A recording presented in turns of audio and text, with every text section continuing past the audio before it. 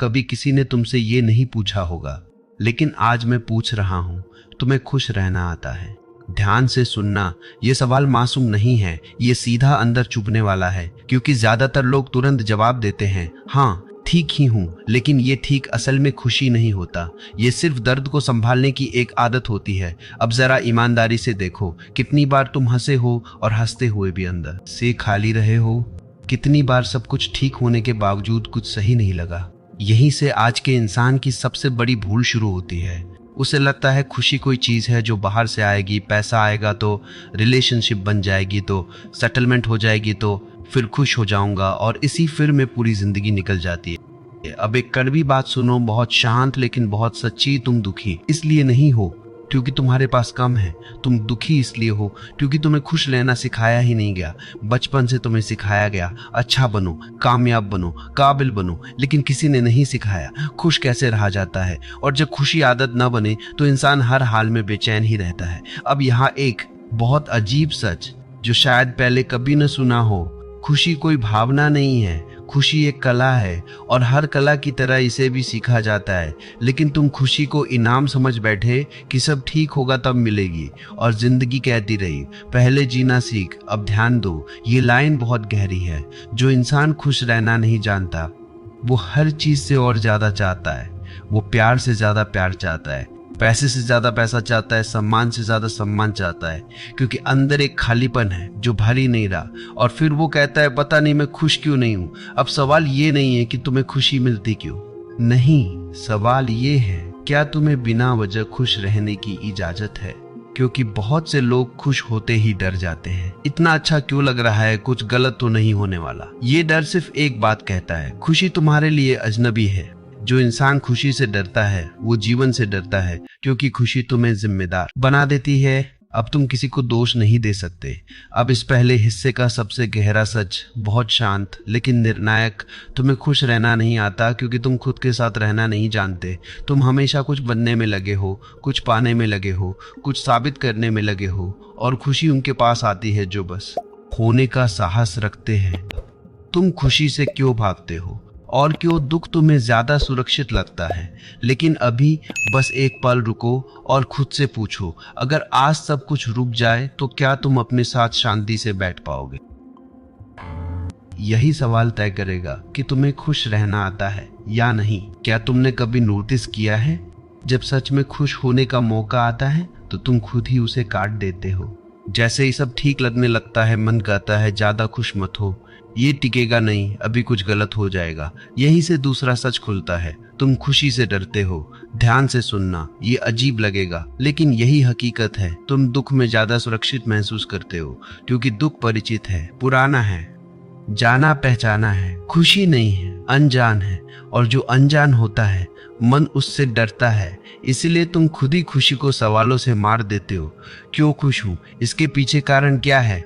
और अगर कारण नहीं मिला तो मन कहता है तो ये गलत है। यहीं से खुशी अपराध बन जाती है। अब एक कड़वी बात सुनो, बहुत शांत लेकिन बहुत सच्ची। तुम्हें दुख में कंट्रोल महसूस होता है, खुशी में नहीं। दुख में तुम भविष्य का अंदाजा लगा सकते हो, खुशी में कुछ भी हो सकता है, और मन अनिश्चितता सह नहीं पाता। इसलिए वो कहता है नीचे ही रहो, अपेक्षा मत रखो, ज्यादा मत चाहो, और तुम इसे समझदारी समझ लेते हो।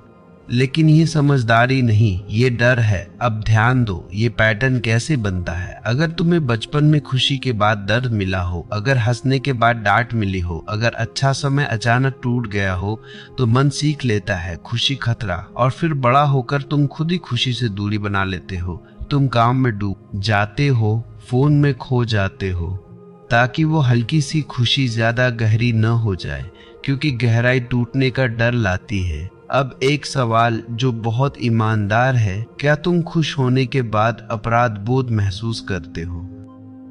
जैसे दूसरों की हालत खराब है, मैं क्यों खुश रहूं, मुझे इतना अच्छा नहीं लगना चाहिए। अगर हाँ तो ये दया नहीं, ये खुद को सजा देने की आदत है। खुशी कोई पाप नहीं, ये तुम्हारी प्रकृति है, लेकिन समाज तुम्हें सिखाता है त्याग, सहना, चुप रहना और खुशी इन सब के खिलाफ खड़ी हो जाती है। इसलिए तुम खुशी को सीखते नहीं, संदेह करते हो। दूसरे हिस्से का सबसे गहरा सच, बहुत शांत लेकिन निर्णायक, तुम खुश नहीं रहते क्योंकि तुम खुशी को ठहरने नहीं देते।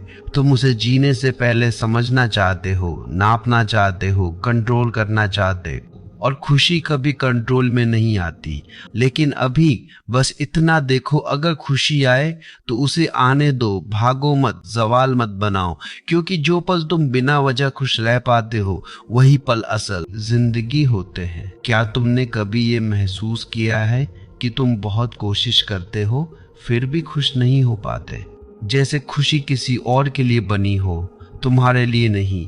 यहीं से तीसरा सच खुलता है, और ये सच सबसे ज्यादा उल्टा है। तुम खुश इसलिए नहीं हो क्योंकि तुम खुश होने की कोशिश कर रहे हो। ध्यान से सुनना, ये बात मन को चुभेगी, लेकिन यही ताला खुलता है। जब तुम कहते हो मुझे खुश होना है, तो उसी पल तुम मान लेते हो कि अभी मैं खुश नहीं हूँ। और मन जिस बात को मान लेता है उसी को सच बना लेता है। इसलिए जितनी ज्यादा कोशिश उतनी ज्यादा दूरी। अब जरा देखो खुशी कब आती है, जब तुम उसे पकड़ने नहीं जाते, जब तुम कुछ साबित नहीं कर रहे होते, जब तुम कहीं पहुंचने की जल्दी में नहीं होते। खुशी हमेशा साइड से आती है, पीछे से, चुपचाप। और जैसे ही तुम उसे नोटिस करते हो, मन कहता है पकड़ लो, और उसी पल वो फिसल जाती है। अब एक कड़वी सच्चाई, बहुत शांत लेकिन बहुत साफ, खुशी उपलब्धि नहीं है, खुशी स्थिति है। जब तुम अपनी जिंदगी से लड़ना बंद करते हो, जब तुम हर चीज को ठीक करने की जिम्मेदारी छोड़ देते हो, तभी खुशी अपने आप उभरती है। लेकिन तुम रुकते ही नहीं, तुम लगातार अपने आप को ठीक करने में लगे हो। आज बेहतर बनना है, कल और बेहतर, परसों और इस दौड़ में एक सवाल कभी नहीं पूछते, क्या मैं अभी ठीक नहीं हूँ? अब यह एक बहुत गहरी बात, धीरे से लेकिन सच्ची। जो इंसान अपने आप से असंतुष्ट है वो कभी खुश नहीं रह सकता, क्योंकि खुशी स्वीकृति से आती है, सुधार से नहीं। सुधार जरूरी हो सकता है, लेकिन पहले स्वीकार, पहले ये मान लेना मैं जैसा हूं अभी ठीक हूं। ये मान लेना आलस नहीं है, ये शांति है। और शांति के बिना खुशी कभी टिकती नहीं। अब खुद से पूछो, क्या तुम हर दिन खुद को थोड़ा थोड़ा गलत साबित करते हो?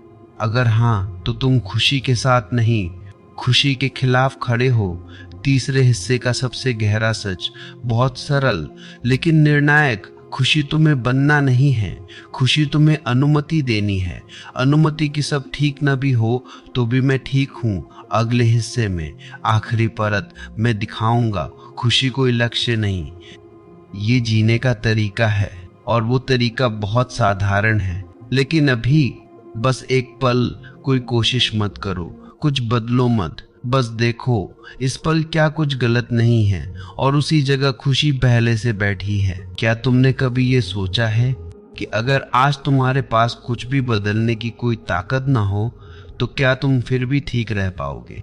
यहीं से आखिरी परत खुलती है, और यही खुशी का सबसे बड़ा झूठ टूटता है। तुम सोचते हो खुशी तब आएगी जब हालात बदलेंगे, जब लोग बदलेंगे, जब जिंदगी आसान होगी।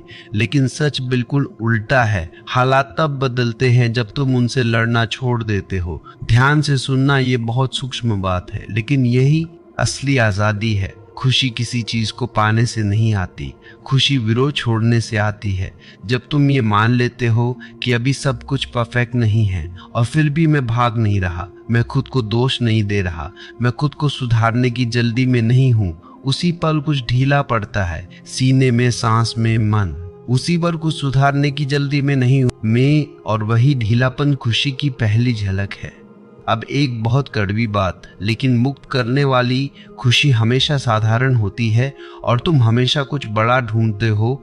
तुम सोचते हो खुशी बहुत जोरदार होगी, बहुत साफ, बहुत परमानेंट, लेकिन खुशी अक्सर एक हल्की सी ठीक होने की भावना होती है, जिसे तुम नजरअंदाज कर देते हो, क्योंकि वो ड्रामा नहीं करती। आनंद कोई शोर नहीं है, वो मौन है, और तुम शोर के आदी हो, इसलिए मौन तुम्हें खाली लगता है, लेकिन वही मौन असल घर है। अब आखिरी सच, बहुत शांत लेकिन अंतिम, तुम्हें खुश रहना सीखना नहीं है, तुम्हें खुशी के रास्ते में खड़े होना छोड़ना है। तुम्हारी उम्मीदें, तुम्हारी तुलना, तुम्हारी जल्दी, तुम्हारा डर, तुम्हारी खुद से नाराजगी, ये सब खुशी के सामने दीवार बनकर खड़ी है। और जैसे ही तुम एक एक करके इनसे हटते हो, खुशी पहले से वहां मौजूद मिलती है। अब इस पूरी यात्रा का सार बहुत छोटा लेकिन गहरा। खुशी कुछ बनने का नतीजा नहीं, खुशी होने की अनुमति है, होने की जैसे हो, जहां हो, जिस हाल में हो। और जिस दिन तुम ये अनुमति खुद को दे देते हो, उसी दिन तुम पूछना बंद कर देते हो मुझे खुश रहना आता है या नहीं, क्योंकि तब तुम खुश होते हो बिना वजह, बिना डर, बिना योजना। और वही असल जीवन है। यही कहानी खत्म नहीं होती, यहीं से शांति शुरू होती है। दोस्तों, अगर आप ओशो और उनके विचारों को गहराई से समझना चाहते हो तो आप डिस्क्रिप्शन में दिए गई बुक्स को चेक कर सकते हो। धन्यवाद।